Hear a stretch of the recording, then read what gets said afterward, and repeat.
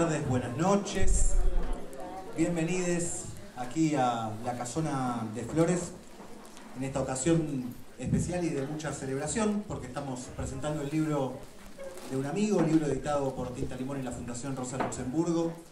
Ulrich Brand anda por Buenos Aires, hacía unos cuantos años que no andaba por acá y es una hermosa oportunidad para continuar una conversación que lleva tiempo y que tiene un último capítulo, podríamos decir, que es el libro Modo de vida imperial, vida cotidiana y crisis ecológica del capitalismo, que Uli escribió junto a Marcus Wissen, que salió hace un año y medio ya por Tinta Limón. Estuvimos haciendo en plena pandemia presentaciones virtuales, conversaciones y distintas comunicaciones de este libro, y hoy tenemos la oportunidad de un encuentro presencial, y en este espacio que ingresa en una etapa de bar-librería que un poco debuta de algún modo, o retoma actividades hoy en este formato, así que eso también nos tiene con mucha alegría, y también la posibilidad de cruzar una conversación de la propuesta de Uli y de Marcus en este libro con problemáticas que están muy bien ancladas en este material, pero poder tener varios testimonios de gente que viene estudiando, militando, luchando contra ese modo de vida imperial,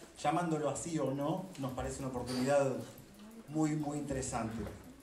Hay un capítulo anterior en términos de edición con Uli, que es el libro Salidas del laberinto capitalista, de crecimiento y post-extractivismo, libro que hizo junto a Alberto Acosta, que también editamos con Tinta Limón y con la Fundación Rosa Luxemburgo.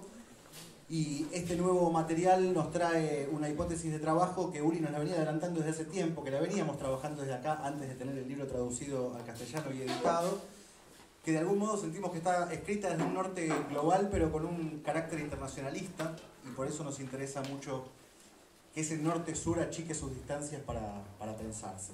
Y qué mejor que pensarlo con toda esta mesa tremenda que se ha conformado, que nos tiene muy felices. Enrique Viale, ¿se puede hacer un aplauso continuo?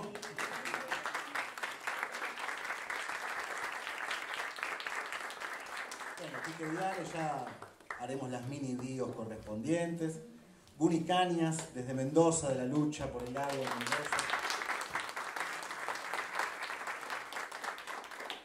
Guillermo Folguera aquí con nosotros. Y Bruno Fornillo.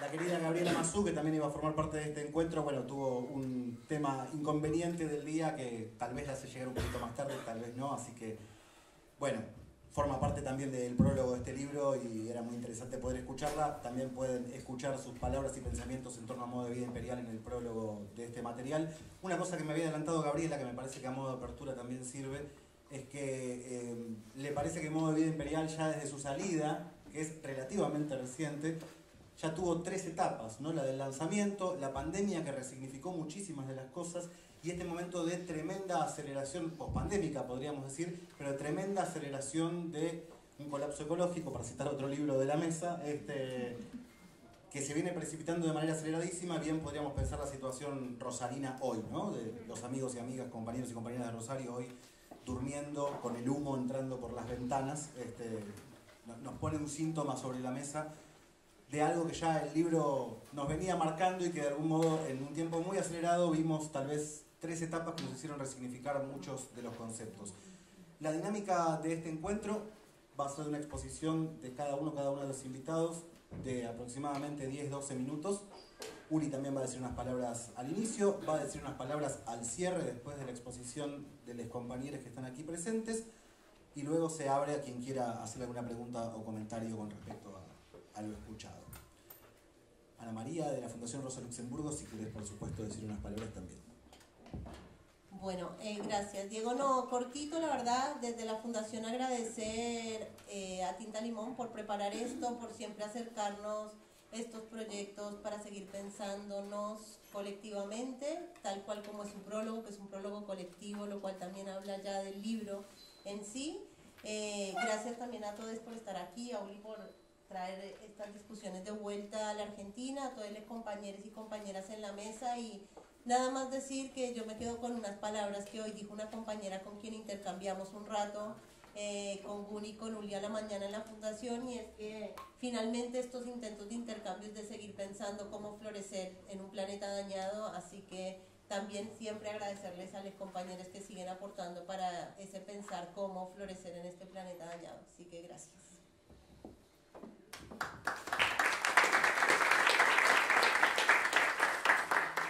Bueno, querido Uli, me toca leer la solapa del libro y decir que soy profesor de Política Internacional en la Universidad de Viena, miembro del Grupo Permanente de Trabajo Alternativas al Desarrollo y que trabajase en el Instituto de Análisis Social de la Fundación Rosa Luxemburgo en Berlín.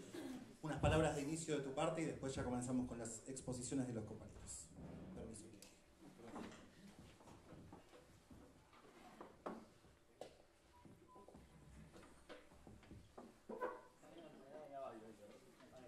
Gracias, Diego.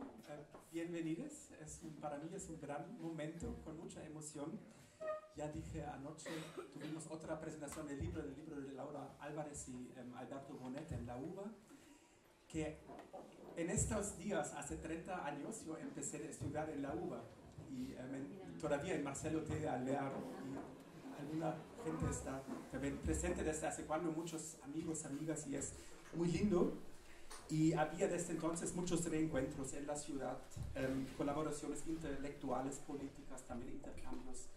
Algunos de ustedes estaban en Europa y es realmente un lindo momento. Y es un gusto de estar aquí en la Casona de Flores, presentar, discutir el libro. Y muchas gracias a Tinta Limón, Diego, el Chino, que hicieron la publicación, el apoyo de la Fundación Rosa Luxemburgo, Ana, Marcelo y Ángela. Mario Santucho, creo que no está hoy, que publica en la revista Crisis una parte del libro, Gabriela y Bruno por la linda conversación que tuvimos hace un año y medio, yo me acuerdo muy bien, a modo de introducción, y ahora Guni y Guillermo por también participar en el evento. Bueno, ¿qué les cuento en 10 minutos? Sobre todo de crear la curiosidad después de leer todo el libro. El argumento principal, central, es el desafío analítico y político, como en crisis múltiples el capitalismo afirma su hegemonía.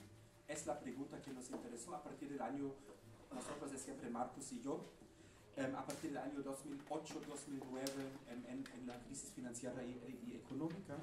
Y claro que tiene que ver con relaciones de poder, con intereses, con la acumulación de capital, con la geopolítica, pero también, es nuestro argumento, tiene que ver con la cotidianidad, con la vida normal que se constituye cada vez más en el uso de los commodities y también en el deseo de usar, de consumir, de vivir con los commodities. No es un argumento moralista, no es el argumento aún menos aquí en Argentina, que nosotros decimos a la gente, consumen menos. Esto vamos a discutir. Es más de entender una estructura de vida que nos da cierta atracción, pero también nos impone este modo de vida imperial, que es siempre el modo de producción y de vida imperial.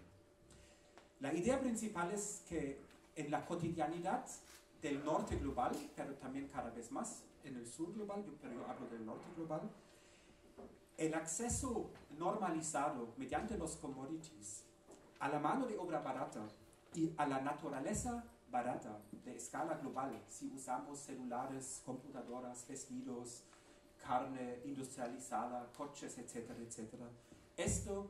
Así se produce la vida y también el trabajo en la industria, en los servicios de la gente que trabaja en aerolíneas, en la industria automotriz, etcétera, etcétera. Este modo de vida imperial no es imperialista, que no es una estrategia desde arriba, sino lo imperial es de tener acceso a otros lugares, a otras relaciones sociales, al litio de Argentina, a la producción de carne o de la soja de Argentina, a esto, que también son procesos sociales, que no es la soja, sino la soja estructura en Argentina una sociedad, las clases sociales, las relaciones de propiedad, hasta las relaciones de género, los dispositivos de una buena vida, del desarrollo, etcétera, etcétera. El modo de vida imperial significa, a diferencia que Hike y yo y otras trabajamos en el grupo más allá del desarrollo, el modo de vida imperial significa un buen vivir para muchos. El buen vivir es las cosas baratas, las cosas de China, los celulares, de manera muy ambigua, ¿no? Que hoy necesitamos celulares, hoy mucha gente necesita un coche, pero también por falta de alternativas. Discutimos en la mañana con Guni y con un grupo muy interesante que la gente en el campo quiere coche y quiere carreras o quiere movilidad. Es una gran diferencia, ¿no? El capitalismo nos impone la automovilidad, nos impone cierta nutrición, entonces ya empezamos después con alternativas. Entonces, no solo somos cómplices, sino tenemos que ser cómplices. Sí, es una estructura que nos organiza la vida. Y otro argumento es, a diferencia del pensamiento neoclásico, del pensamiento neoliberal, del pensamiento capitalista, si tenemos crecimiento en todo el mundo, vamos a tener el trickle-down effect, el efecto que al final todos serán mejor. No, el modo de vida imperial significa que necesitamos el otro lado de la medalla. Necesitamos el trabajo de esclavitud, la explotación de la naturaleza, de la mano de obra, para tener esta vida dentro del modo de vida imperial. Ya quiero cerrar esta breve introducción de subrayar 3 puntos.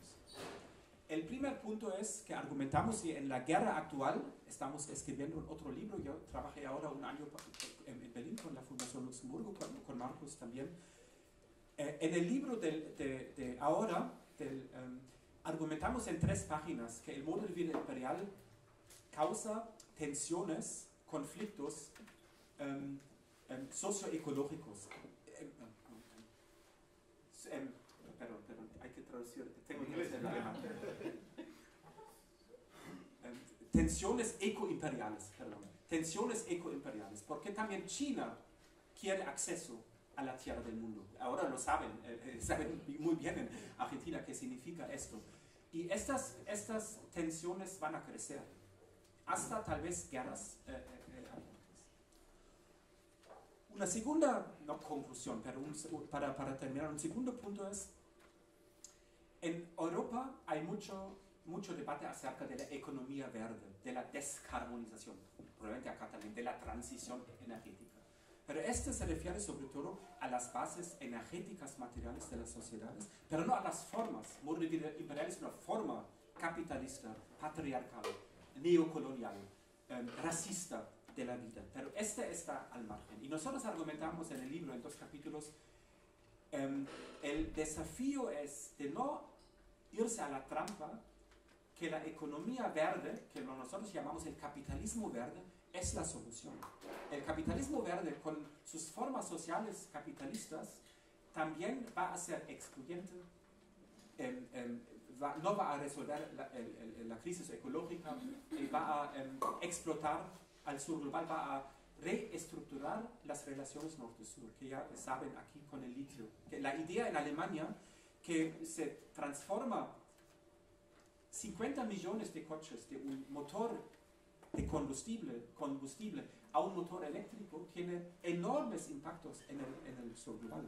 Y también en el norte global, porque no se repiensa el sistema de movilidad, sino se reemplaza solamente la base energética.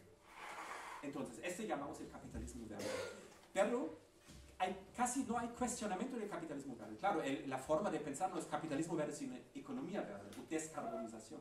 Yo creo que el segundo desafío muy urgente es de disfrazar y de deshacernos de esta problemática que en el nuevo libro llamamos la modernización ecológica del modo de vida imperial, que es el capitalismo verde. Y cómo hay que pensarlo, hacemos en el grupo y también en otros lugares de entenderlo y también de formular alternativas. Y por último, y de manera muy humilde, porque estoy en Argentina, tratamos de entender con el modo de vida imperial no solo las estructuras de producción en Argentina, en América Latina, el extractivismo o el extractivismo verde, pero también cierta estabilización de las estructuras sociales aquí, de clase, pero también de clase media, aquí en Buenos Aires, que también tiene de alguna manera un modo de vida imperial. Otra vez, no para moralizar, sino en Buenos Aires tener un coche es imprescindible tal vez, pero también es un deseo muy fuerte y es una comodidad cotidiana, etcétera, etcétera. Entonces, el modo de vida imperial también aquí es una práctica, es una promesa para muchos que no viven tanto el modo de vida imperial. En ese sentido es hegemonial, es ampliamente aceptable.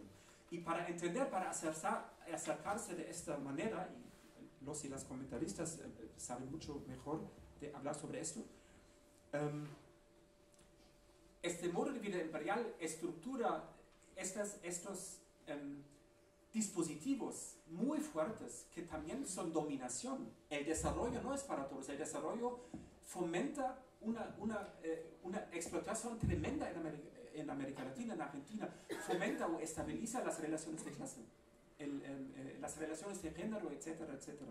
Yo creo que hay que entender que esta subalternidad, ¿no?, desde la perspectiva de dependencia, también se reproduce mediante el modo de vida de producción y de vida imperial. Gracias por la atención.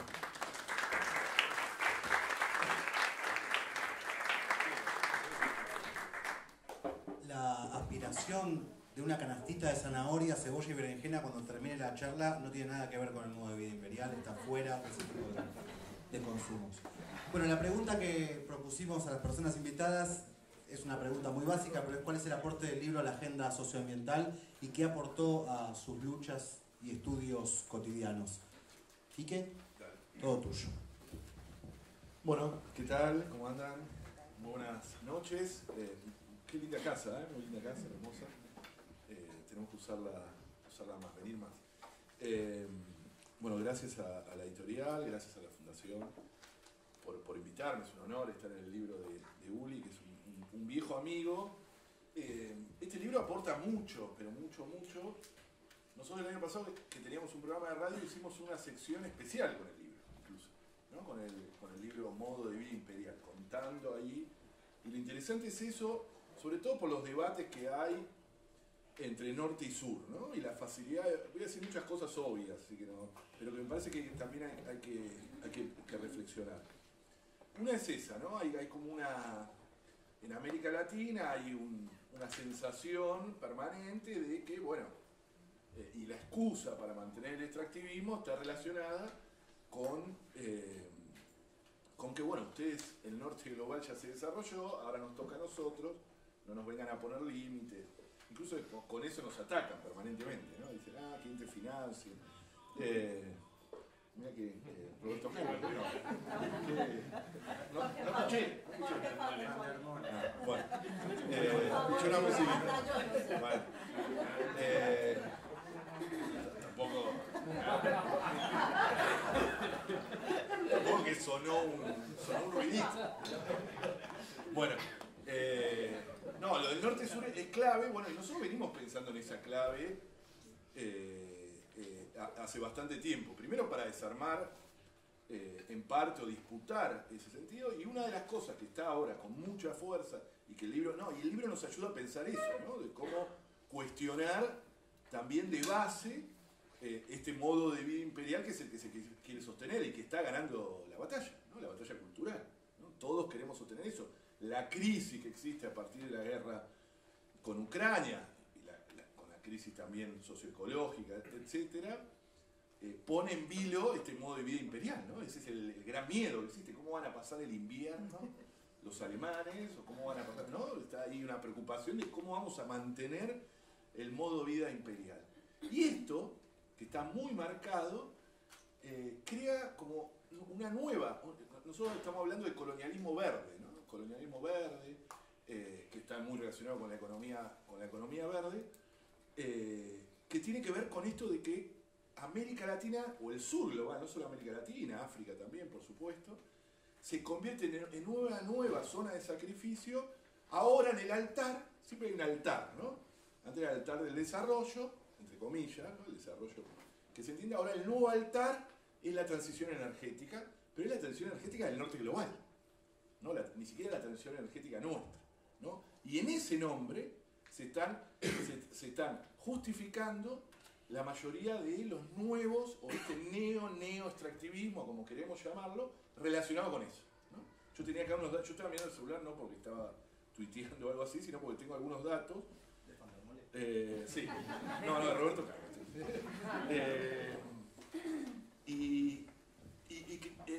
Algunos datos que son muy concretos. A mí me interesa mucho también el equipo de trabajo de Bruno y de Maristela, etcétera, que acuñó el concepto de acumulación por defosilización, ¿no?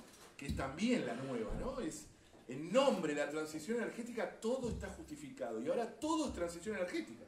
Vamos a hacer, fíjense que no, en el mar argentino vamos a ampliar la frontera hidrocarburífera, no, pero es para la transición energética. El litio es para la transición energética. Todo se confunde, el hidrógeno verde es para la transición energética e incluso vaca muerta es para la transición energética y el gas es para la transición energética. Y todo es transición energética. Y en el norte global, incluso compañeros y compañeras de organizaciones también están pensando en términos, a veces olvidan lo que pasa en los territorios, ¿no?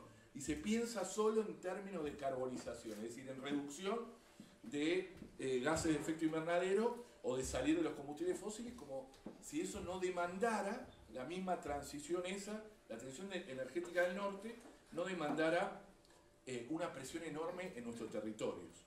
Una presión mucho más difícil, incluso con un nuevo discurso, ¿no? Un discurso que es mucho más difícil. Y que incluso en movimientos ambientalistas locales, juveniles, etcétera, caló hondo. Y están en esa. O sea, a ver si nos damos cuenta. Lo que significa esto que el capitalismo siempre se transforma y consigue como nuevos justificativos. Había unos datos incluso del propio Banco Mundial, es decir, no de una organización ambientalista, etcétera, que dice que la producción de minerales como el grafito, el litio y el cobalto va a necesitar un aumento de casi el 500% para 2050, para satisfacer la demanda de la tecnología de las energías, entre comillas, limpias. 3.000 millones de toneladas de minerales se van a necesitar, de nuestras montañas, ¿no? De nuestras montañas, de nuestros subsuelos. 3.000 millones para crear energía solar, eólica, perdón, se me acabó, y geotérmica. Esto, 3.000 millones, y si es que queremos cumplir con los compromisos que se asumió en el acuerdo de París. Entonces, en nombre de eso, se justifica todo, y ahora lo que está en disputa es el propio concepto de transición energética, que es lo que estamos intentando disputar. Nosotros hemos conformado, entre otras cosas, con muchos pensadores activistas, movimientos sociales, lo que se llama el Pacto Ecosocial del Sur. Que el Pacto Ecosocial lo que busca también es disputar sentido con los Green New Deal del norte, ¿no? Con la recuperación verde europea, etcétera, que que muchas veces centra solo su debate en reducir los gases de efecto invernadero y no discutir el modo de vida imperial, ¿no? Que es insostenible de por sí, ¿no? Ese viejo principio de que si todos viviéramos como un estadounidense medio necesitaríamos 6 planetas, porque no habría minerales ni recursos para eso. Es decir, para que haya alguien que viva así, necesitamos que otros consuman mucho menos de lo promedio. Pero además nuestras zonas se convierten en zonas de sacrificio, y ahí entra también el concepto de este modo de vida imperial ahora, para que cada estadounidense tenga su Tesla propio, ¿no? su automóvil Tesla propio. Es decir, no cambiamos la lógica de movilidad, sino que lo que cambiamos, como dijo Uli antes, es el modo de transporte, la energía que mueve, pero la lógica del automóvil propio, etcétera, se mantiene inalterable. Y así podemos en muchas otras cosas. Es preocupante este nuevo proceso para la región, muy preocupante, porque tiene muchísimo más fuerza, lo estamos viendo con muchísima preocupación, obviamente para los territorios, porque además incluso en términos discursivos. La transición energética, insisto, está en disputa. y hay una transición corporativa que está ganando. Está ganando con fuerza, con mucha fuerza, que tiene que ver con, en vez de repensar la energía para quién, para qué necesitamos los minerales, etcétera, gana nuevamente un concepto de energía no democrática, poco acceso, concentrada.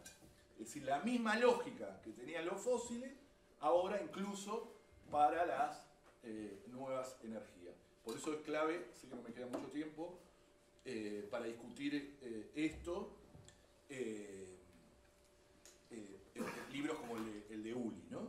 Hay una investigación muy interesante de una organización, Climate Tracker, que analizó 1.200 artículos en 6 países de América Latina, de Argentina, Chile, México, Colombia, Brasil y República Dominicana, cuando hablan de transición energética, que es lo que vemos. Porque los medios de comunicación es clave en esto, ¿no? Obviamente. Todos toman como fuente a los gobiernos, o sea, la transición energética, las fuentes son los gobiernos y las corporaciones. Y no se le da la voz a los afectados y a los activistas. Sí, la fuente, esto estudiado, 1.200 artículos. No hay periodistas especializados en el tema, entonces, cuando vemos y repetimos, está ganando ese discurso. Está ganando, hay que discutir y disputar, fundamentalmente porque están hegemonizando, e incluso dentro del movimiento ambientalista. Hace poco hubo un evento de transición energética donde era esto. Y supuestamente eran ambientalistas los que lo convocaban, y jóvenes ambientalistas. O sea, es increíble, pero es así. Entonces, el desafío, para pasar la palabra porque somos muchos, el desafío es dar esa disputa, ¿no? Esa disputa de sentidos con mucha fuerza y poder evidenciar que lo que necesitamos cuestionar, y ahí el pacto ecosocial lo que busca es eso, ¿no? De repensar desde el sur, por el sur, resignificando un montón de experiencias, conceptos, derecho a la naturaleza, buen vivir,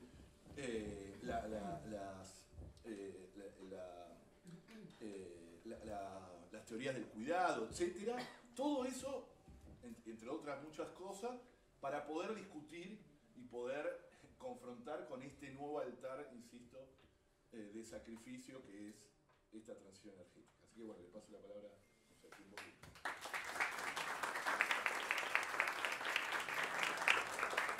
Bueno, para quienes piensan armarse una biblioteca temática sobre estos asuntos, Modo de Vida Imperial va muy bien al lado del libro de Enrique Viera y Maristela Bamba, El colapso ecológico ya llegó, como para ir armando ahí el estante de la temática. María Teresa Cañas, Guni Cañas, es asambleísta de Asambleas Socioambientales de la provincia de Mendoza, de la Asamblea Popular por el Agua, la Asamblea por el Agua y los Bienes Comunes. Estudió bromatología y profesorado en biología, es docente a cargo de la Cátedra Libre de Soberanía Alimentaria de la Facultad de Educación en la Universidad Nacional de Cuyo, entre muchas otras participaciones y trabajos. Así que todo tuyo, Guni.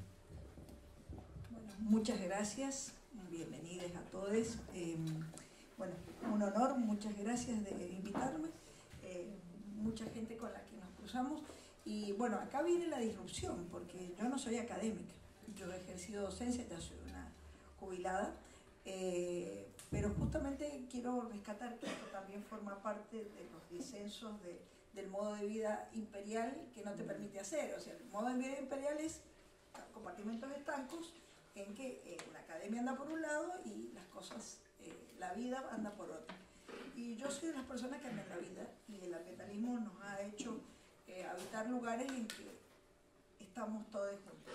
Estamos el campo académico, estamos la gente que hemos hecho militancia en territorio, que lo que caracteriza a las asambleas socioambientales. Las asambleas socioambientales es exactamente la pata de la que habla Quique. Somos las personas que estamos en territorio con la problemática.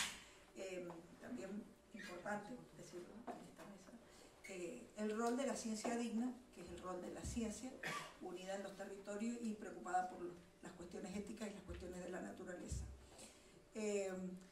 Nada, yo cuando leía el libro, lo leí cuando recién llegó, y ahora cuando lo releía, justamente con esto del impacto de la pandemia, con todo lo que resignificó el modo de vida imperial, me nace, bueno, pertenezco también a colectivos ecofeministas, en que lo primero que el título hace alusión a algo que es un precepto feminista: lo personal es político. Dice que siempre nos cuesta en esto de las decisiones, pensar en que el mundo académico y el pensamiento está por un lado y nuestra vida es otra. Y en realidad, esto que estamos acá, esto que somos fruto de un deseo creado por el mundo en que vivimos. Que casualmente, como bien decía Uli recién, el modo de vida imperial es también una cuestión impuesta. Los deseos, la forma en que nos vestimos y todo eso. Y es un precepto que uno lo termina viendo cuando se pone a estudiar. No lo puede percibir porque es como pez nadando en el agua. Y lo digo también desde el momento en que yo pertenezco a asambleas socioambientales, en que hemos tomado conciencia de todo esto, porque somos los territorios sacrificados. Es decir, yo soy habitante del territorio de sacrificio, en donde está naturalizado ese sacrificio. Yo vivo en Luján de Cuyo, que está una de las destilerías más grandes de la Argentina, en donde están los 2 diques que han embalsado el agua del río Mendoza, por lo cual en las comunidades huarpes y todo lo que está aguas abajo no está más. Y está todo naturalizado. Y lo que pasa es que hoy estoy teñida de todo lo que debatimos en la mañana, que fue largo y arduo, y justamente algunas cosas que me nacieron, y que lo digo también porque, bueno, fue pensar el rol del cuidado. Hemos sentido en la época de que los territorios son avasallados en este ultra extractivismo, sentimos que nos están tocando algo grave, que es el lugar donde vivimos. Y es así que nacen las luchas socioambientales. Las luchas socioambientales, hoy también lo hablábamos, no son centrales. Es muy difícil militar estas cuestiones en los lugares centrales. Es muy difícil en Mendoza capital, es muy difícil en una capital federal. En Mendoza el movimiento asambleario nace, como nació en toda la Argentina, en los lugares periféricos. Nació el movimiento socioambiental, es incipiente en la época de los basureros nucleares que se quisieron poner en Gastre, que después tiene un impacto en nuestra constitución. Y bueno, y eso a su vez tuvo impacto en Esquel, y después lo de Esquel tiene impacto en Mendoza. Y se da efecto contagio porque sentimos que nos están avasallando los territorios. Y aparte los temas se van multiplicando.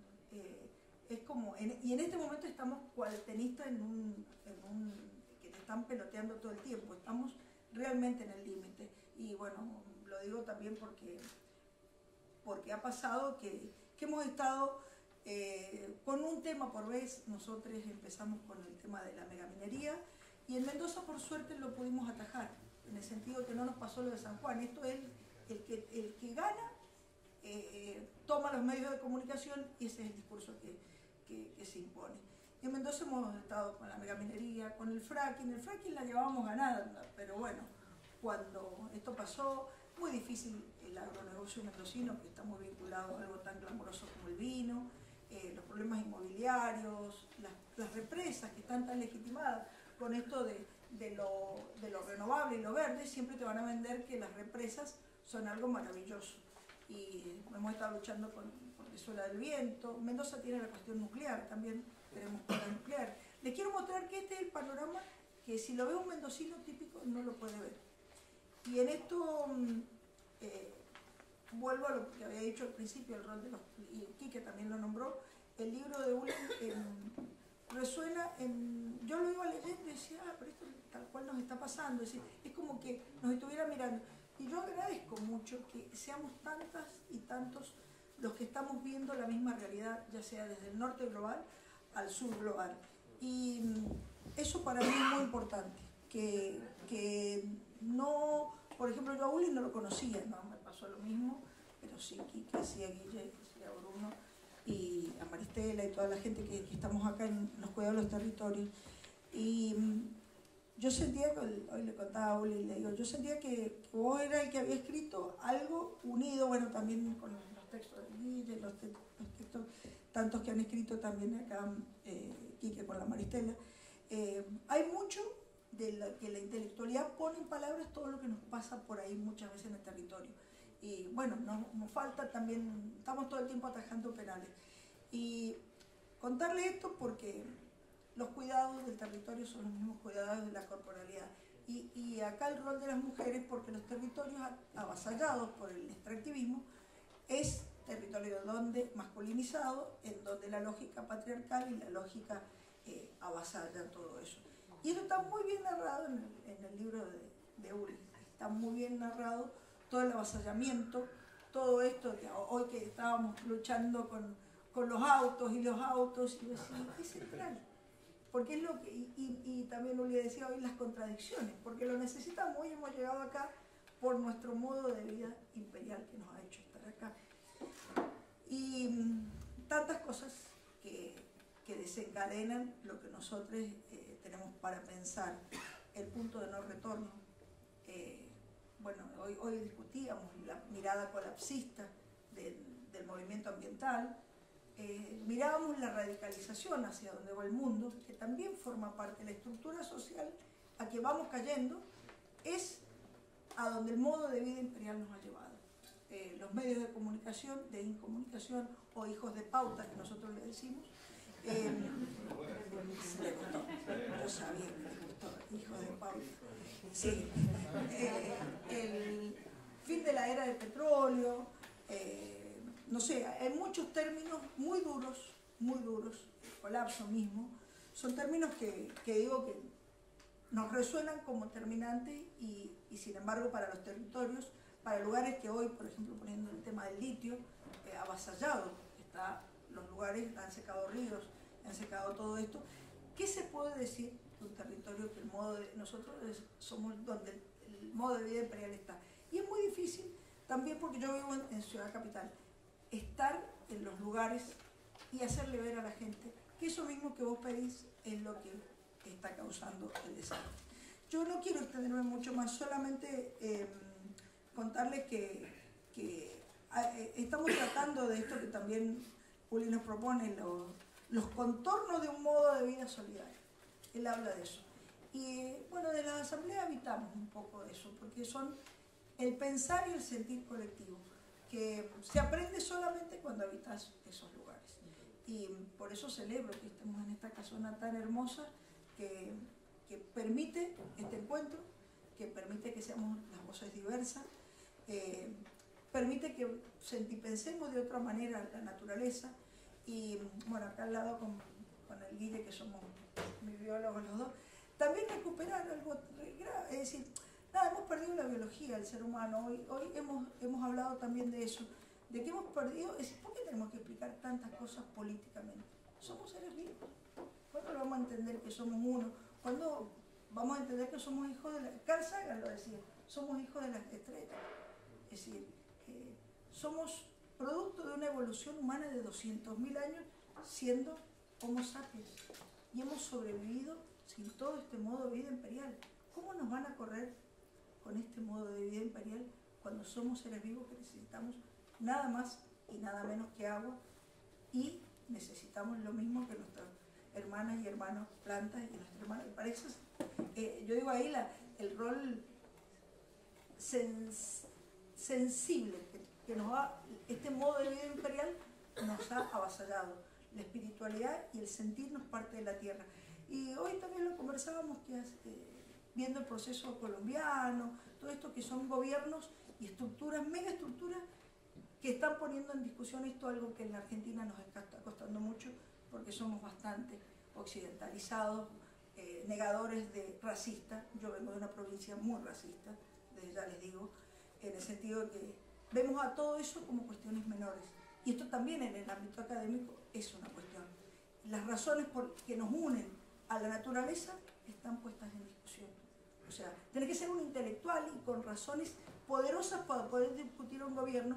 No podés ser un indio con tus razones para discutir. Y eso es un modo de vida imperial.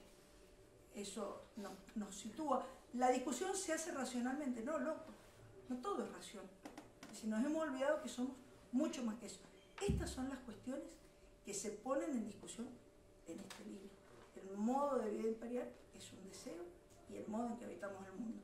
No nos olvidemos que somos historia, y Luli narra muy bien una historia de capitalismo, pero hay mucho más para decir, que somos capitalismo, somos patriarcado, somos todo eso, pero eso se armó hace 10.000 años. Nosotros, los seres vivos, tenemos mucha más historia y pudimos florecer sin todo eso. Y no quiero romantizarlo, pero solamente cuando te vienen a correr con que no vamos a poder vivir sin el celular. Y yo creo que hoy se me rompe el celular, lo tengo hecho bolsa, sí puedo vivir sin el celular, no puedo vivir sin agua. En Mendoza tenemos lugares sin agua, y lo tenemos. Entonces, ¿cómo vamos a correr esa gente? Los territorios corridos por el litio, Vaca Muerta, San Juan, no sé, lo que está pasando en Rosario es directamente la segunda ciudad de la Argentina corrida por el humo. Es decir, ¿qué colapso no ha sucedido ya en la soja, con los agronegocios y los agrotóxicos?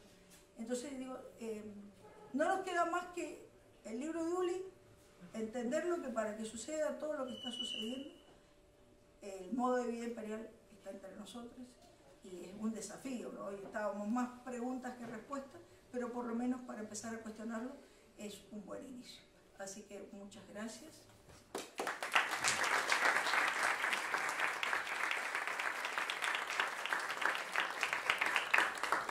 Gracias, Uri. Uri hablaba de esta casona.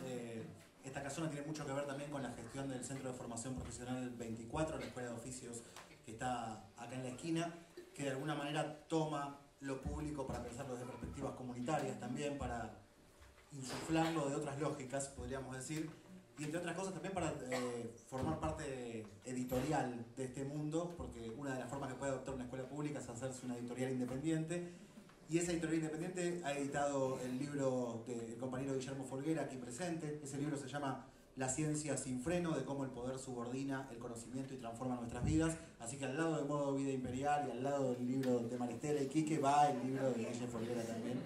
Así que adelante, Guille. Bueno, gracias por la invitación, gracias por estar acá, gracias Uri por considerar, es un placer y un honor compartir este momento.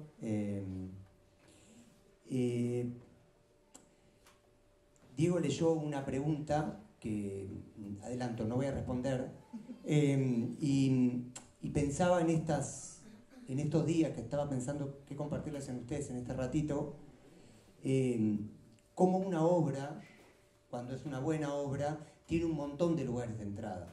La cantidad de cosas que se pueden decir de este libro y leer la obra en diferentes... Claro, vieron que a veces nos pasa que volvemos en otro momento de la vida a una obra y parece que fuera algo distinto. Entonces estaba tratando de dialogar con el libro de Uri estos días, sin ningún ánimo exhaustivo, tratando de ver, bueno, qué puede dar, si entro por la clave geopolítica, la parte ambiental, la parte de producción, problematizar estos modos de vida imperial. Y en un momento les voy a leer algunas cositas chiquititas, también con ánimo que después me den el 5% de las ventas, pero bueno, después lo negociamos, pero no, porque creo que vale la pena, en serio. Y en un momento me topé con esta frase que dice, porque de este modo se pierde de vista que el Estado, lo entre comillas, el sujeto que supuestamente controla la política, también entre comillas, no constituye un posible polo opuesto, sino un momento esencial para garantizar el modo de vida imperial. Y entonces pensé y dije, es un buen momento para discutir Estado. Digo, no tenemos acá en el público a Milei, no tenemos a Larreta, estamos entre compañeros y compañeras, que tenemos diversidades también hacia adentro, discutamos Estado. No porque crea, reitero, se entiende, no porque crea que el Estado es el único factor acá, pero digo, es una buena oportunidad para por lo menos ver cómo dialoga con el libro y con este encuentro uno de los aspectos fundamentales. Y entonces avancé en el libro de Uri y traté de ver qué podía verse en clave de Estado, ¿no? Con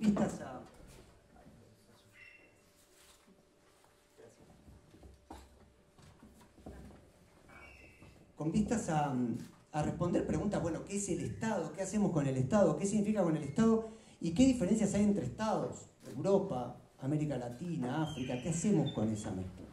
Y entonces, por ejemplo, me topé en la página 61 con esta otra cita, también muy relevante y muy interesante.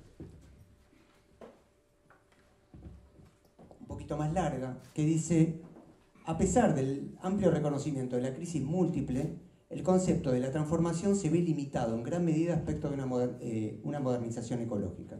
En su esencia, la gran mayoría de las contribuciones, etcétera, etcétera. Después dice, el criterio central de una transformación exitosa es la reducción de las emisiones de dióxido de carbono. Este discurso hegemónico que de alguna manera se presenta con pretensión global. Sin embargo, no se da suficiente importancia a los aspectos clásicos de una transformación social debe implicar, como la justicia, el bienestar para todos, la restricción del poder y del dominio y lo relacionado con lo anterior, los cambios en las relaciones de propiedad. Y volvía al Estado argentino. Cómo se ha consolidado un discurso en gran medida también hacia adentro del movimiento ambientalista, tal como planteaba Quique, que de vuelta detrás de esa zanahoria que hoy se llama emisiones de dióxido de carbono, se imaginarán que no niego que hay tal cosa como los gases de efecto invernadero, parece que todo se puede hacer. Como dice Guni, en ese sentido, no tendremos que aceptar que quizás Fiambalá es un riesgo que podemos correr si queremos extraer todo el litio posible, o lo mismo las salinas en Jujuy.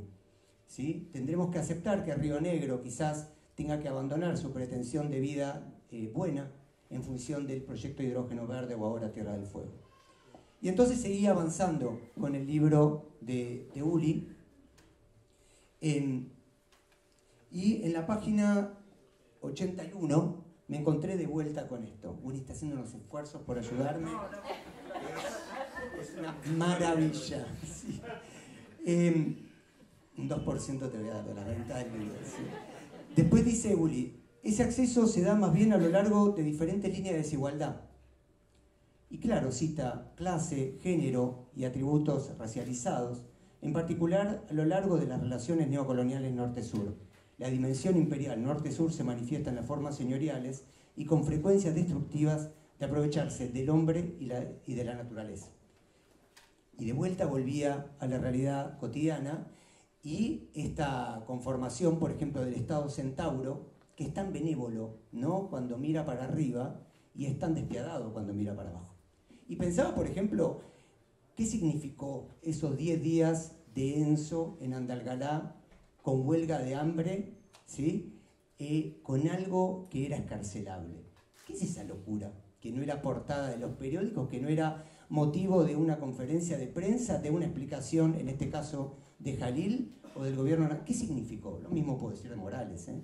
Lo que digo es, evidentemente, este Estado absolutamente exacerbador de las desigualdades, tan violento cuando se oscurece la piel, tan violento cuando son mujeres, tan violento cuando se tratan de pequeños poblados, tan violento cuando son poblaciones rurales o pueblos originarios, ese Estado evidentemente lo que está haciendo hoy en Argentina es profundizando las desigualdades. Alguien podrá levantar la mano, ¿estás diciendo la desaparición del Estado? No estoy diciendo eso, mis hijas van a escuela pública, yo me atiendo en hospitales públicos y soy profesor de la Universidad de Buenos Aires e investigador de CONICET. Dicho eso, ¿qué hacemos con esto? ¿Qué hacemos con esto? Y después, bueno, una parte, por un tema de respetar el tiempo, lo voy a saltear, donde Uli menciona los procesos de homogenización, que son fundamentales para discutir todo esto. Estamos centrándonos en estados absolutamente homogenizadores hacia adentro, que siguen conformándose en torno a una idea muy particular de persona, que por supuesto es masculina, blanca, la idea, todo lo que de alguna manera ya se ve expresado en el siglo XVIII y que tiene una vigencia brutal, y también urbana, por supuesto que urbana. Y después seguí avanzando, son 2 citas más y termino, con el libro de Uli, y me topé en la página 136. Y dice Uli, a diferencia de sus precursores fordistas, el régimen alimentario corporativo está marcado por una fuerte privatización de la investigación agraria. Las patentes y la biotecnología se vuelven cada vez más importantes. Y uno cita esto, y claro, piensa en las corporaciones espantosas, que por cierto son espantosas, y piensa en Bayer Monsanto, que por cierto, Bayer, por ejemplo, vende cosas que en su propio territorio alemán no puede liberar, como insecticida de tipo neonicotinoides, o las empresas canadienses, que las tenemos acá metidas y hay que ver si pueden, o Australia, que viene con grandes proyectos de hidrógeno verde que habrá que ver si lo montan ahí. Eso lo conocemos, es parte de estas desigualdades norte-sur que el libro de Uli presenta. ¿Y qué más? ¿Y qué más vemos ahí? Y entonces recordaba, y bueno, ¿Qué significa hoy tener un Estado argentino que funciona como una empresa más? Lo voy a decir de manera muy cruenta. ¿Qué es YPF hoy? ¿Qué significa que YPF tenga como gran accionista BlackRock? ¿Qué hacemos con eso? ¿Qué significa estar festejando hoy? No voy a dar nombres propios, pero digo, ¿qué significa que una referente, por ejemplo, como Peretti, al cual respeto, festeje el trigo HB4 diciendo que es creación del Estado argentino, porque hay un 40% de acciones que tiene CONICET, un 30% la Universidad Nacional del Litoral y un 30% Bioceres? Y dice, por fin el Estado argentino genera el trigo. ¿A quién favorece el trigo HB4? ¿Qué significa que festejemos que Grocopatel, Huergo y Sigman tienen documento argentino? ¿Cómo estamos festejando eso? ¿Qué pasó con la creación de un Estado capitalista, todo lo que quieran? ¿Qué significa un Estado que hoy lo único que hace es garantizar ciertos intereses de grandes corporaciones y festejar cuando eso se llama documento argentino? La última cita de este recorrido me encontró de alguna manera con el cierre de todo lo que estoy tratando de transmitir, y que dice Uli: el éxito de la sociedad capitalista se basa en el hecho de que se haya institucionalizado un imperativo de crecimiento a través de la mercantilización de cada vez más áreas de la vida. No puedo evitar recordar, y lo recuerdo con mucha ternura y con mucha tristeza, falleció hace muy poquito, los aportes que Gustavo Esteva desde México hizo en torno a este eterno crecimiento, esta promesa del desarrollo que a nuestros países subdesarrollados hace 60 años que nunca nos llega, como si fuera una calicita que nos pasó el momento, pero que estamos esperando. Y no puedo evitar pensar en ese sketch de Capusotto: llegaron los dólares, y una camioneta tirándole, y uno dice, ¿qué son las inversiones? ¿Qué es eso? Pero en todo caso, ¿qué significa, como dice Uli, esta mercantilización de la vida? ¿Qué significa que en estas horas, se están discutiendo proyectos del fin de la bolsa blanca en Argentina?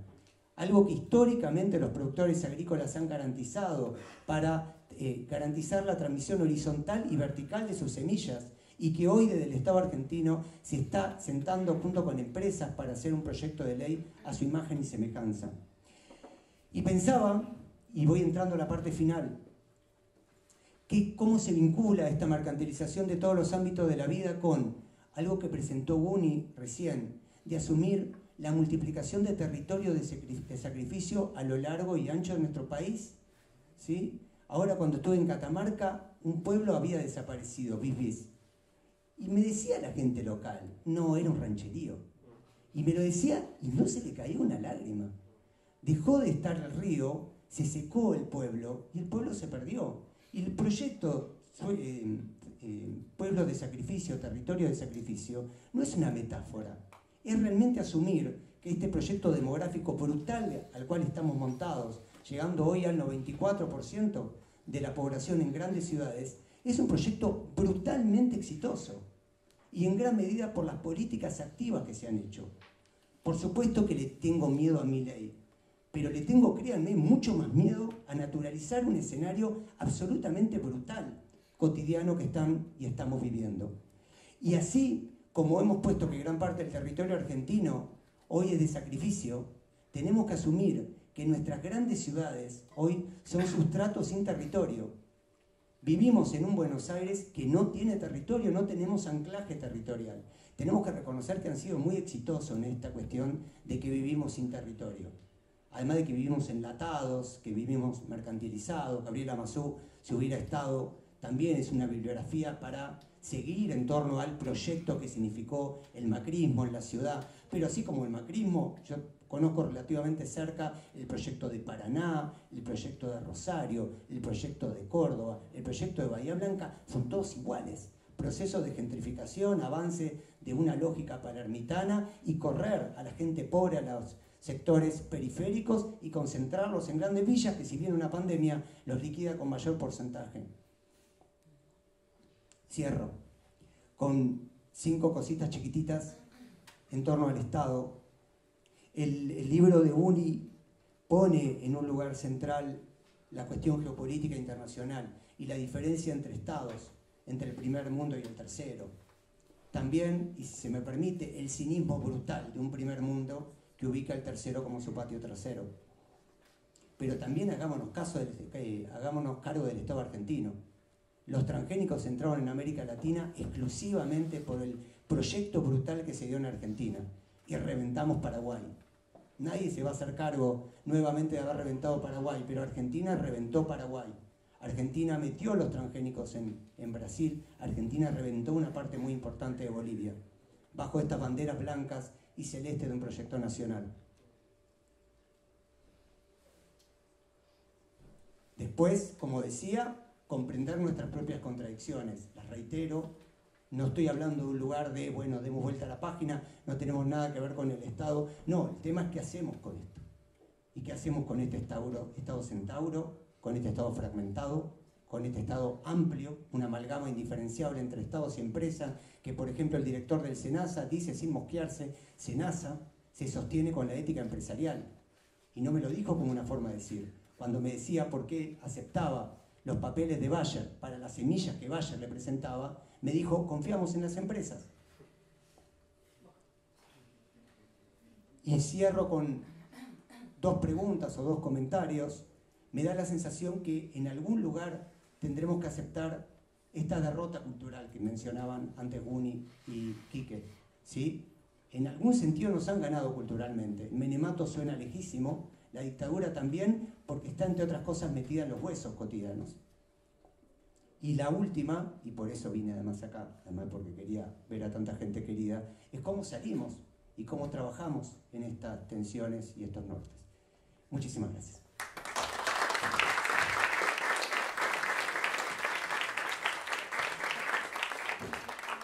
Gracias, Guillermo.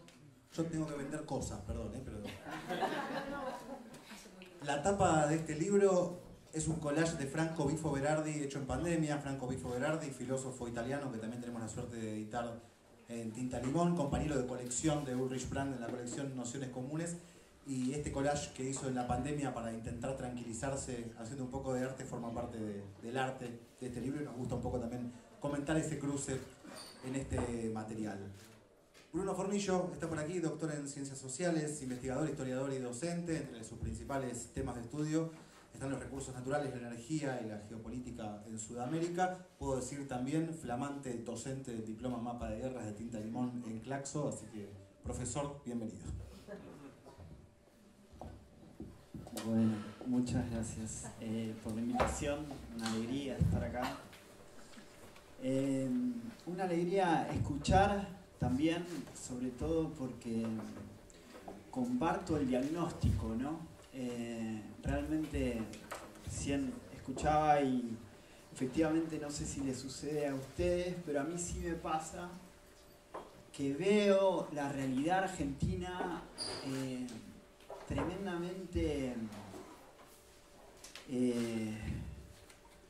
exactamente como él la describía, o sea, es patética la realidad que estamos atravesando, ¿no?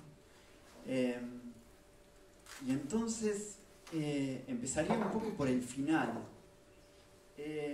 Estaba hace poco escuchando a Lazarato y él ponía en primer plano el concepto de la guerra. Y me interesó muchísimo eso porque él lo que decía es que la izquierda y las narrativas emancipatorias habían dejado de tener en el centro el concepto de la guerra. Y que en realidad el comunismo del principio del siglo XX sí, en cambio, tenía una idea muy clara de cómo pensar la guerra, ¿no? El leninismo, Gramsci en Italia, cómo pensar la guerra y cómo la izquierda pensaba la guerra, ¿no?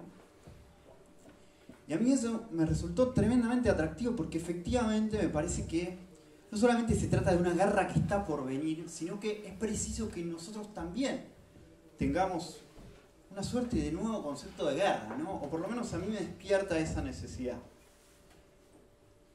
El texto de Uri, hay algo que, como recién mencionaban, vieron que uno cuando lee, de repente le gusta encontrar cosas que quisiera pensar, quisiera decir, pero la lee, y entonces siente como una especie de afinidad lectiva, ¿no?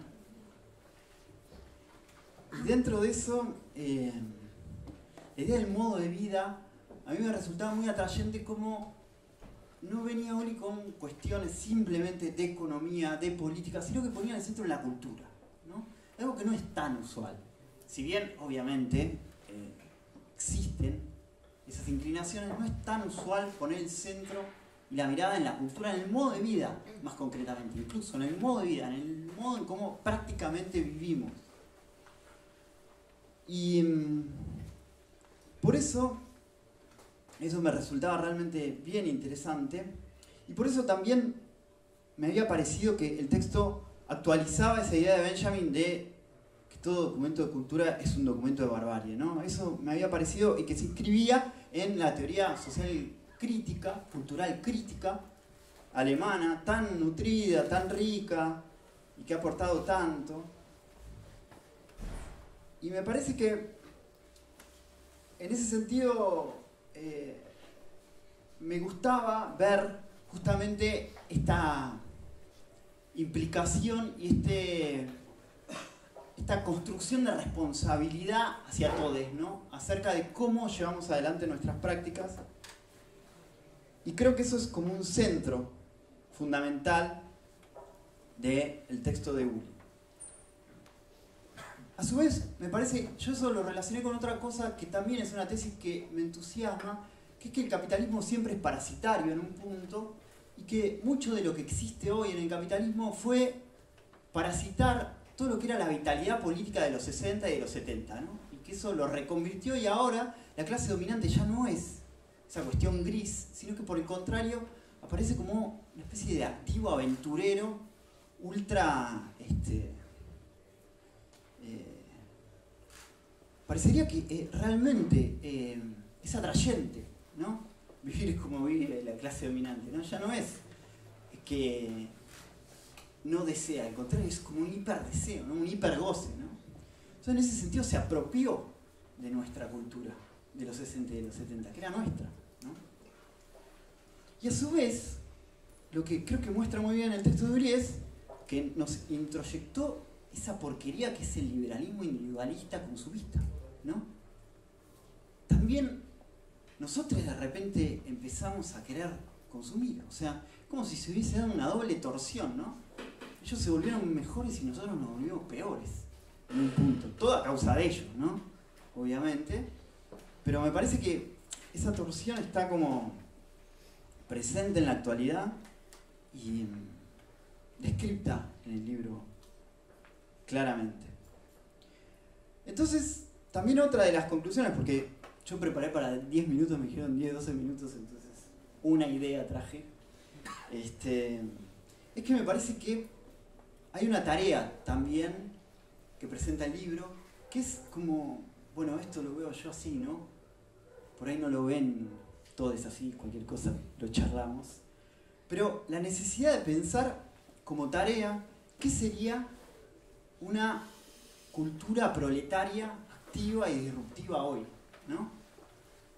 Así como nosotros tenemos que apropiarnos del concepto de la guerra, también me parece bien necesario como crear otras prácticas, crear una cultura subalterna, radicalmente diferente, independiente, ¿no?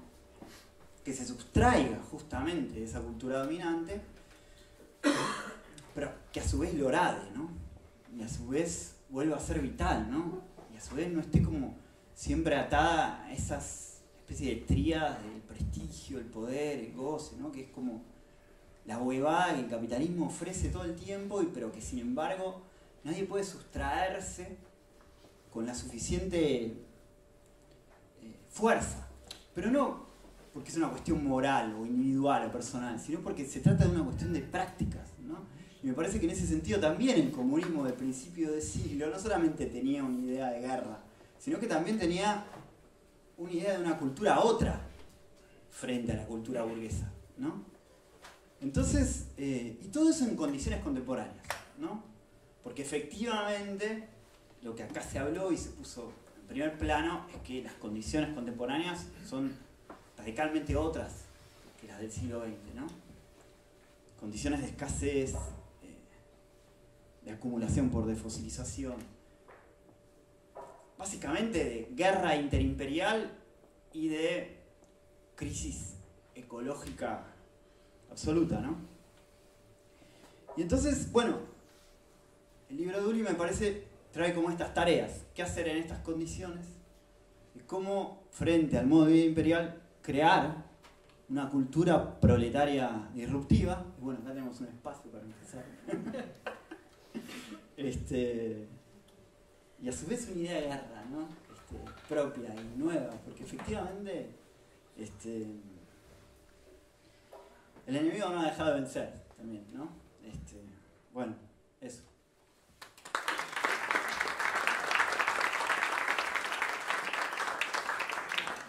Bueno, si no tenían nada que hacer el fin de semana, hay que reconfigurar el deseo a partir de mañana. Gracias por el coro que han conformado, es muy fuerte escuchar a los cuatro juntos.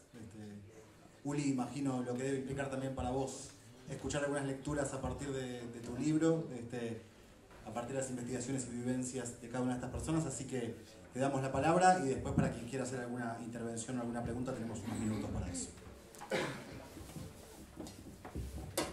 Muchísimas gracias, es un gran placer intelectual, político, social, y no voy a comentar tanto porque estoy muy curioso las preguntas, inquietudes, comentarios. El qué hacer, voy a hablar brevemente sobre esto.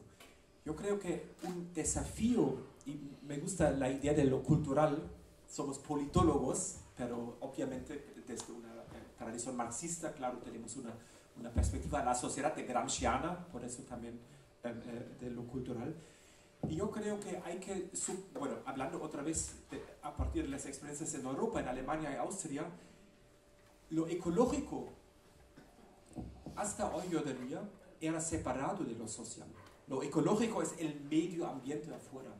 El ecológico no es nuestras condiciones de vida, sino es algo que hay que cuidar o se trata mal las emisiones, el cambio climático. Y lo social es algo, claro, si es demasiado políticas ecológicas perjudican a los trabajadores, a los pobres, entonces no andan juntos. Desde una perspectiva crítica hay que juntarlo, está bien, está claro, no quiero elaborar esto, pero yo creo que la separación de lo ecológico de lo social crea un dispositivo que es, y lo dijeron de alguna manera, de una individualización de la responsabilidad. Nosotros como individuos somos los y las que por otra forma de consumo, por otra forma de estilo de vida, no modo de vida, que es algo estilo de vida, podemos cambiar el mundo, ¿eh? Otra nutrición, dejamos la carne o poca carne, transporte público, etc. Pero que no está en este dispositivo son las condiciones societales, las condiciones de movilidad, de vivienda, de ciudad, de relación ciudad-campo, del cómo nos apropiamos de la naturaleza y de estas cosas. Y anda, creo, a esta idea de la cultura proletaria, me parece muy interesante, tengo que pensar más y tal vez tienen más ideas. Yo creo que un entendimiento de una cultura proletaria autónoma no funcionaría. Claro, necesitamos autonomía, pero yo creo que si pensamos un modo de vida solidario, es la cultura alternativa, pero también son las condiciones mismas de la vida. Es otra infraestructura para movernos, es otra forma de trabajar, es otra forma de vivir, etcétera, etcétera. Entonces yo creo que la cultura proletaria, solidaria, socioecológica, tiene que andar por lo público, y voy al Estado, a la cuestión del Estado. Tenemos que luchar por las condiciones de vida que no son más parte de una acumulación capitalista, de un valor de cambio, sino de un valor de uso. Pero el valor de uso se crea por cultura, pero se crea también por las condiciones mismas de nuestra vida, las condiciones más materiales de nuestra vida. Ojalá que lo explico. Me explico. Y tal tal vez ya para terminar, hablamos en la mañana sobre descrecimiento, tal vez si hay preguntas, inquietudes, puedo elaborar más tarde, pero para terminar quiero elaborar una idea que estamos trabajando para el libro actual. Y ojalá que pueda presentar en 4 años o 3 años, siempre me gusta volver a Buenos Aires. La idea es, de la guerra, yo creo que la izquierda tiene un entendimiento de la guerra de posición, no la guerra de movimiento, una guerra antihegemonial. Y nosotros pensamos, desarrollamos un poco una idea, la presenté hoy en la mañana, de núcleos de transformación, de subminar o superar un poco el fuerte dispositivo de luchas radicales, que aquí hay abajo hay lo popular, hay los movimientos sociales, hay los que resisten, y el resto es el Estado, el capital, la sociedad, lo dominante.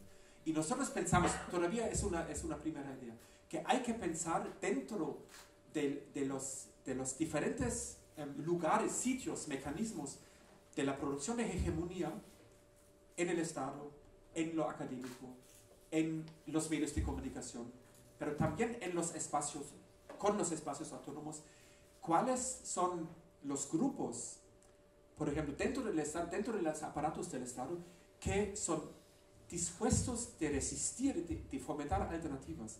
No es un argumento etatista, que con los gobiernos nacional populares o socialistas cambiamos desde arriba, sino para cambiar realmente la sociedad radicalmente, necesitamos en muchísimos lugares, en las escuelas, en las universidades, hasta las empresas, en el sector público, esta gente que tiene un entendimiento de sí mismo, que no es solo yo funciono en mi institución como funcionario público, como vos dices, como profesor en la universidad, sino yo formo parte de una resistencia, no solo de los contenidos, somos académicos críticos, por supuesto, sino también de las formas que significa lo académico, que significa la ONG, que significan los medios de comunicación, que significan ciertos aparatos estatales. Ojalá que me explico. Es la idea no, bueno, lo dejo así. Bueno, gracias.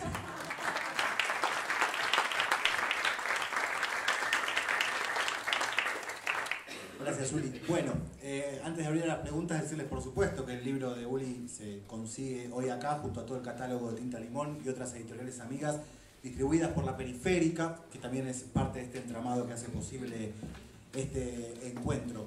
Y hacerles ya 2 invitaciones más para próximos encuentros, donde estos ejes siguen apareciendo desde otros puntos de vista, posiblemente. El 26 de agosto, acá mismo, viernes 26 de agosto, va a estar el filósofo japonés Jun Fujita Hirose de nuevo en Buenos Aires, y vamos a presentar este libro, Cómo imponer un límite absoluto al capitalismo. Es una pregunta, Jun no lo sabe, pero lo vamos a estar presentando aquí. Vamos a estar también otra actividad que ya se enterarán, más relacionada al cine, que es otro tema de investigación y estudio de Jun. Y después que tenemos la Feria del Libro de Flores, la tercera edición de la Feria del Libro de Flores, el sábado 17 de septiembre de 15 a 22 horas, acá justo en Morón y Artigas. Hacemos como una cuadra y media de corte, con más de 100 editoriales, con distintos productores y productoras de economía social, así que nos vamos a encontrar ahí también con un espacio de infancia funcionando en esta casa. Así que hay una linda oportunidad de ver experimentos sociales, económicos, que estamos llevando adelante con esta Feria del Libro de Flores el 17 de septiembre. Bien, quien quiera realizar una pregunta o un comentario, bienvenido sea.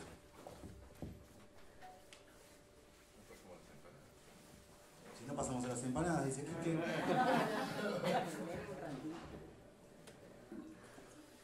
Pero no, ¿a qué te referías con esa pregunta por la guerra?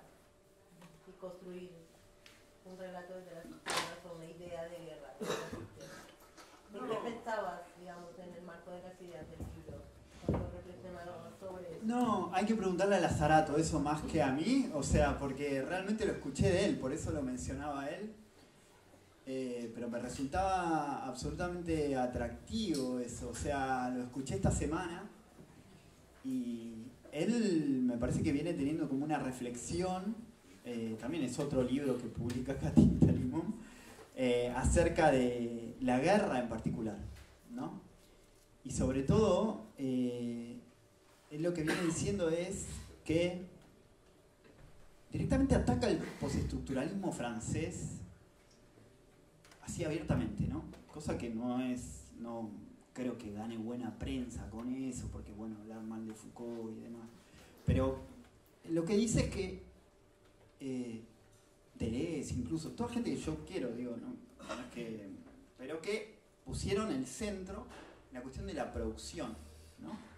Y de que no tomaron en cuenta lo que tenía que ver con un poco la guerra como concepto y como necesidad, ¿no? Y entonces remitía por eso a el comunismo de inicios del siglo XX. Y a mí eso me resultaba realmente interesante, básicamente porque, para decirlo muy rápidamente, yo veo que en la izquierda argentina, y sobre todo también el gobierno, hemos perdido un poco el antagonismo. O sea, lo perdimos. ¿Dónde está el antagonismo? Digo, lo perdimos, no sé. O sea, lo que vemos es como una especie de transición corporativa, absolutamente corporativa, con un predominio increíble de las grandes empresas, de las grandes firmas, y se disolvió el antagonismo, se disolvió la lucha, se disolvió, todo el tiempo estaba como ausente. Eso que por otro lado, y también yo lo relacionaba con nuestra derrota también. O sea, como los efectos de nuestra derrota. Porque era otra cosa que decía Lazarato fuerte, ¿no? O sea, hablaba todo el tiempo de América Latina y la derrota de los 60 y de los 70, ¿no? Y bueno, quizás nosotros no vemos tan fuertemente las consecuencias y las implicancias que tiene que hace 30 años perdimos la guerra, ¿no? Pero tampoco la tematizamos muy de guerra últimamente. O sea, me parece que también estaría bueno como volver a tematizar esa guerra y verla como guerra, ¿no? Y como una guerra que perdimos, pero que también tenemos que encarar otra guerra, ¿no? Yo ando con esa gana, digamos. O sea, como que me parece que es preciso eso, volver como a pensar esa dimensión. Eso para el domingo, mañana. Después de la presentación. Ahora lo entendí. Yo creo, para mí sería un argumento pre-gramsciano. Es un argumento de una situación histórica cuando había estos grandes bloques y cuando había una organización para la gran confrontación. Pero yo diría, si tomamos en serio el modo de vida imperial, sin debilitarnos, sino pensar la realidad más allá de grandes bloques. Y yo creo que es la invención de Gramsci de la guerra de posición, de no debilitarnos, sino de entender que hay tantas líneas de lucha, y a mí me imagino, si entender bien, es el deseo de tener una salida simple, una salida clara. Estoy muy en favor de la organización y de todo, pero bueno, lo dejo así. Lo regalamos. ¿Alguien que quiera realizar alguna pregunta o un comentario? Rosa. Que se siente una gran tensión, ¿no? En este momento en las clases dominantes, más allá de la hipnosis global acompañada de los medios de comunicación, ¿no? Con un gran sustrato continental de pueblos originarios y el buen vivir, acompañado también por los feminismos que da una gran esperanza, ¿no? a todo esto. Y por otro lado, algún ejemplo de capitalismo verde. Sí, sumemos tu pregunta y ya cerramos después. Bueno, gracias. Sí, me gustaría si puedes expandir un poco entre la diferencia entre modo y estilo, que apenas abriste, y estaría bueno que lo puedes expandir. ¿Y cómo le llamas a esos otros modos que no son imperiales, ¿no? Modos que, y si los puedes, yo creo que es imposible definirlos, pero sí como caracterizarlos un poco, o ver qué ves vos. Y a mí quería preguntarle por la espiritualidad. Vos mencionaste la espiritualidad y la dificultad de entrar en estos temas en la academia, entonces si puedes también expandir un poco.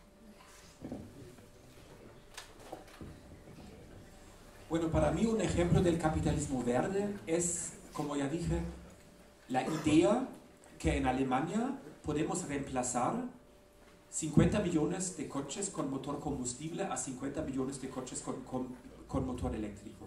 Es capitalismo verde, que tiene con todas las implicaciones que Kike y otros acá describieron.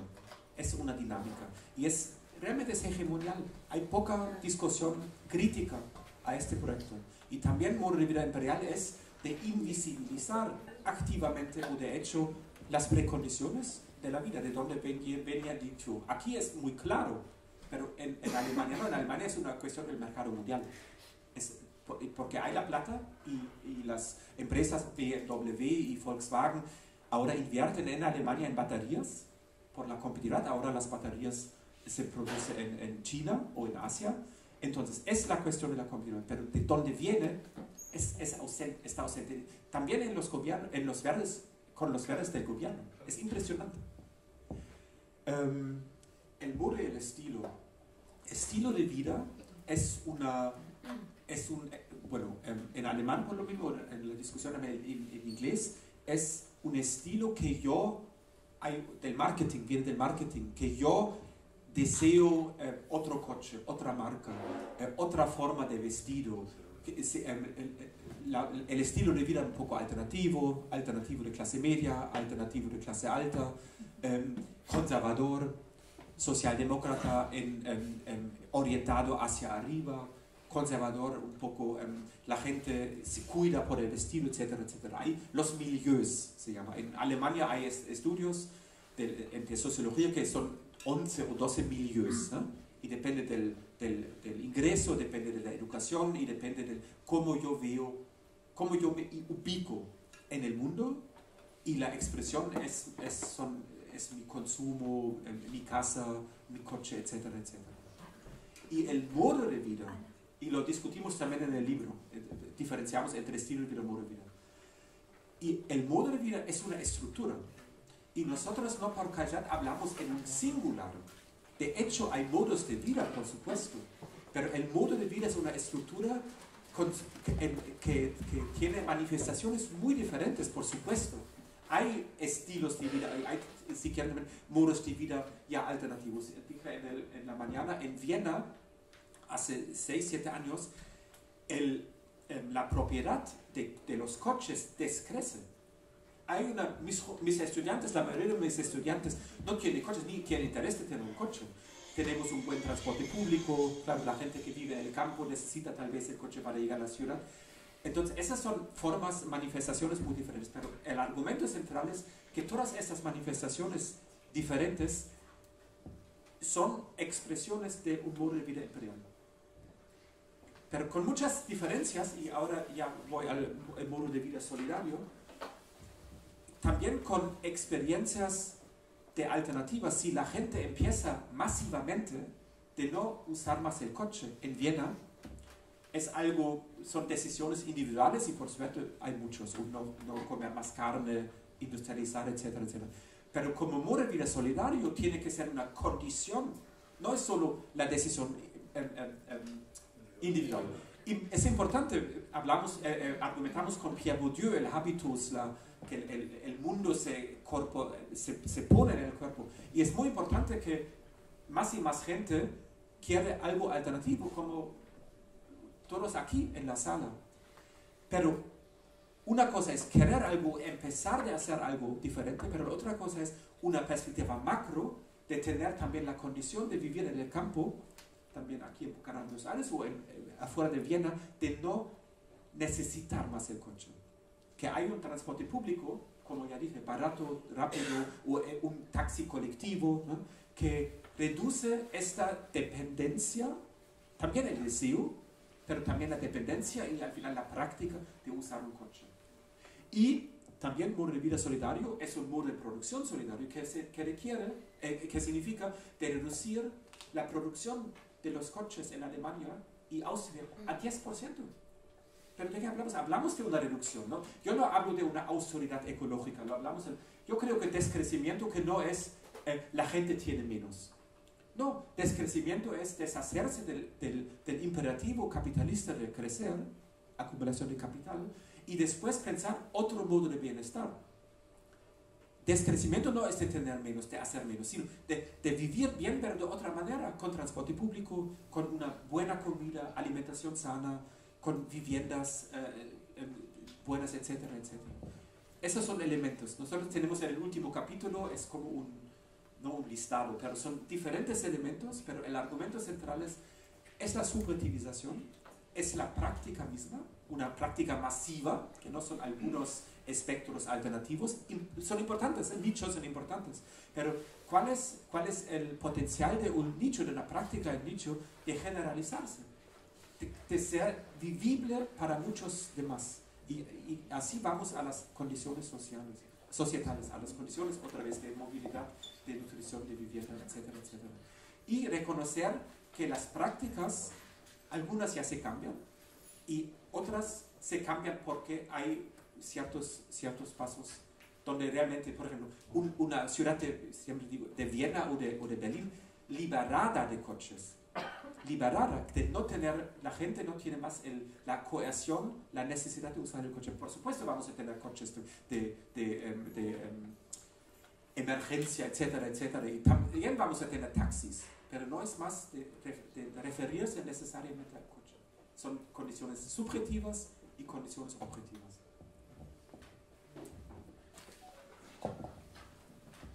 Bien, ¿tu nombre es? Juan Pablo. Juan Pablo. Primero te voy a contar una anécdota, porque esto lo he verificado. Te lo cuento que lo he verificado. Y algunos compañeros míos, yo pertenezco a asambleas socioambientales en que estamos unidas en la UAC, en la Unión de Asambleas de Comunidades, mi querida amiga Laurita, que también estamos. Y resulta que me toca por ahí ir a conversar. Soy docente y entonces me toca ir a conversación. Entonces un día me dicen, che, ¿podés venir en un encuentro así cultural? Cuento la anécdota porque es realmente muy potente. Y no vamos a tener proyector, no te preocupes. Me salió la maestrita. Y empecé un poco en esto contraponer lo que queremos, y ahí me resonó lo que la comadre dijo. Todo contra lo que estamos luchando, que es el extractivismo y todo eso, entonces puse todos los malos de la película. Y del otro lado, todas las cosas buenas, de las cuales hay muchísimas categorías que daban, qué sé yo, desarrollo a escala humana, qué sé yo, educación popular, todo lo que quieran las categorías, permacultura, reciclaje, agroecología, todas las categorías buenas, y en el medio de todo eso meto la palabra, pero yo no las categorizo, están mezcladas por bolsa para que la gente los mire e interactúe con ese friso, que es un friso que lo he llevado a varios lugares, y lo he puesto a prueba desde una cuestión de educación popular hasta encuentros académicos. Y les he dicho a la gente que por favor, en la parte del extractivismo, que explicamos todo lo que venimos hablando, megaminería, fracking, agronegocios, cuestión nuclear, bueno, todo lo que vos querás de un lado. Y del otro lado, no categorizo. Es con qué la gente, qué le llama la atención. Porque de cada uno de esos ítems, y está mezclado ahí en el fondo la palabra espiritualidad. Y la gente, cuando le pregunto qué palabra le llama la atención en la parte buena, ¿sí?, de esta disputa común, nunca falló. La palabra espiritualidad falta. Es decir, salta, sí. Todo el mundo dice, ¿por qué has puesto la palabra espiritualidad? Y yo creo que, insisto con esto que digo, a los movimientos ambientales se ingresa por algo que te movilizó. Y hoy también, hoy tuvimos estuvo linda la conversación esta mañana. Pensamos en todos los libros que yo soy una persona muy racional. Yo vengo de todo lo que leí, de todo lo que vivencié, de mi materialidad. Una absoluta materialidad porque he sido criada, muy buena hija del sistema. ¿Sí? Muy buena hija del sistema. Solamente apelé a la racionalidad. Y justamente, y bien lo dijo, Rosa, ¿es tu nombre? Dijo algo que también discutíamos en la mañana, la potencia de las luchas que se están dando en otros lados, que están muy basados en los movimientos feministas, que no están, son todos muy anarcos, muy corte anarcos, no pertenecen a partidos políticos, ni nada de eso, y los movimientos de pueblos originarios, que en la Argentina tan racista que tenemos, tan ninguneado o bajo la alfombra. Y sin embargo, si mirás lo que está pasando en Colombia, el estallido social en Chile, en el mismo Ecuador, en Perú, todo lo que se da tiene una fuerte arraigada. Y nuestra mente occidental no puede entender qué significa eso. No puede entender qué significa habitar un territorio desde un modo de vida no imperial. Yo conocí gente que no conoció, vos lo comentaba también, en un encuentro tuve con unos compañeros de Bolivia que no conocían, no habían conocido hasta grande la moneda. Imagínate qué niñez tuvo una persona que no conoció la moneda.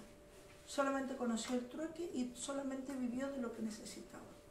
Yo me imagino su subjetividad, armada en base a eso. Y lo digo porque también trabajé en el campo con comunidades huarpes, en que había reunión de comunidades huarpes y decían, hoy tenemos reunión de comunidad. Y lo único que hacían era llegar, que era todo un tema llegar, porque la dispersión de territorio es grande, y discutir un tema. En cambio nosotros tenemos la dimensión de la eficiencia. Tenemos, hoy trabajamos, cuidamos hijos, qué sé yo, y a la noche tenemos una asamblea. Y hay que sacar rápido los temas. Y todo con racionalidad, porque tenemos que ir a pelear.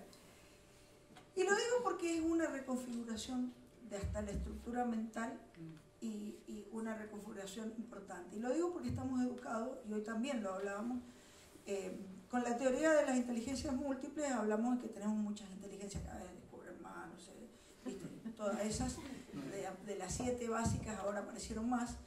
Y si vos lo ves, yo que he sido docente, estamos reconfigurados nada más que para dos: la lógica matemática y la lingüística. Eso es lo que gana. El tipo que es más rápido, que saca mejor el número, y eso es lo que va. Y no podemos ni entender de qué se trata. Yo lo digo, yo hablo en primera persona, y yo lo hablaba también con Uli, que frente a estas personas que se sientan a pensar, yo soy como la aplicación de la teoría, porque yo he sido docente y de todos esos libros leí un poquito, no la cantidad de libros. Y sin embargo me siento muy racionalizada. Yo fui educada por eso fue una muy buena educación del sistema. El sistema me educó para solamente pensar. Y en realidad tenemos que reeducar desde la academia a que la persona tenga rabia. El zapatismo le llama la digna rabia. Y la rabia es que te duele acá. Entonces, ¿qué va a la universidad? A que pase lo que dice el Guille. A que los tipos, por nacionalismo, por ego, por poder, festejen un tío transgénico. Cuando ves una foto del Pablo Piovano, vas a decir, no, loco, te tiene que darle la panza. Sos un maleducado. Sos un maleducado. Y con esto termino.